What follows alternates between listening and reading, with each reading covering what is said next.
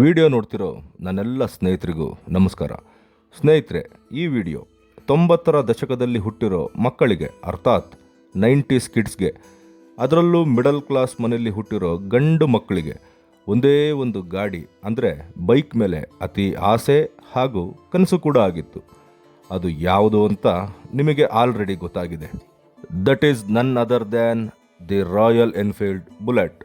ಈ ಬೈಕ್ನ ಪರ್ಸ್ನಲ್ ಆಗಿ ನಾನು ಕರೆಯೋದು the father of all bikes ಅಂತಾನೆ. ಆ ಮಾತಿಗೆ 80-90ರ ದಶಕದಲ್ಲಿ ನಾವು ನೀವು ಕಂಡ ದಿ ರಾಯಲ್ ಎನ್ಫೀಲ್ಡ್ ಬುಲೆಟ್ ನ್ಯಾಯ ಸಲ್ಲಿಸಿದೆ. ಈ ಬುಲೆಟ್ನ ಇನ್ವೆನ್ಷನ್ ಬಗ್ಗೆ ಹೇಳೋದಾದರೆ, ನವೆಂಬರ್ 1932 ಲಂಡನ್ನಲ್ಲಿ ನಡೆದ ಒಲಿಂಪಿಯಾ ಮೋಟಾರ್ ಸೈಕಲ್ ಶೋನಲ್ಲಿ ಮೊದಲನೇ ಬಾರಿಗೆ ಡಿಸ್ಪ್ಲೇ ಮಾಡಲಾಗಿರುತ್ತೆ. ಇದರಲ್ಲಿ 250cc, 350cc ಹಾಗೂ 500cc ಈ ರೀತಿ 3 ವೇರಿಯಂಟ್ನ ಲಾಂಚ್ ಮಾಡ್ತಾರೆ. ಈ ರಾಯಲ್ ಎನ್ಫೀಲ್ಡ್ ಕಂಪ್ನಿ ಮಾಲೀಕರು ಬಂದು ಇಬ್ಬರು. ಅದರಲ್ಲಿ ಮೊದಲನೇ ಅವರು ಬಾಬ್ ವಾಕರ್ ಸ್ಮಿತ್ ಹಾಗೂ ಎರಡನೇ ಅವರು ಆಲ್ಬರ್ಟ್ ಎಡ್ಡಿ.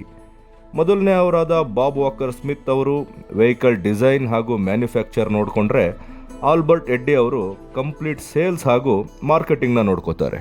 ಈ ರಾಯಲ್ ಎನ್ಫೀಲ್ಡ್ ಬುಲೆಟ್ ಬೈಕೇ ಇವರ ಮೊದಲ ಇನ್ವೆನ್ಷನ್ ಮೋಟಾರ್ ಸೈಕಲ್ ಅಂದರೆ ತಪ್ಪಾಗುತ್ತೆ. 1893ರಲ್ಲಿ ಇವರು ತಯಾರು ಮಾಡೋದು 4 ವೀಲ್ ಬೈಸೈಕಲ್ನ. ಆ ಬೈಸೈಕಲ್ ಹೆಸರೇ ರಾಯಲ್ ಎನ್ಫೀಲ್ಡ್. ಈಗ ಬುಲೆಟ್ ಅನ್ನೋದು ಹೇಗೆ ಟ್ರೇಡ್ ಮಾರ್ಕ್ ಆಗಿದೆಯೋ ಹಾಗೆ ಆ ಬೈಸೈಕಲ್ಗೆ ಮೇಡ್ ಲೈಕ್ ಎ ಗನ್ ಅನ್ನೋ ಟ್ರೇಡ್ ಮಾರ್ಕ್ನ ಬಳಸ್ತಾರೆ.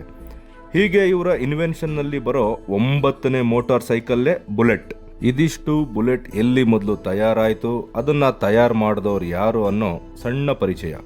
ನಂತರದಲ್ಲಿ ಬುಲೆಟ್ ಇಂಡಿಯಾಗೆ ಹೇಗೆ ಬಂತು ಅಂದರೆ, ಮೆಡ್ರಾಸ್ ಮೋಟಾರ್ಸ್ನ ಸಂಸ್ಥಾಪಕರಾದ KR ಸುಂದರಂ ಅಯ್ಯರ್ ಅನ್ನೋರು 1949ರಲ್ಲಿ ಬ್ರಿಟಿಷ್ ಮೋಟಾರ್ ಸೈಕಲ್ನ ಇಂಪೋರ್ಟ್ ಮಾಡ್ಕೋತಾರೆ.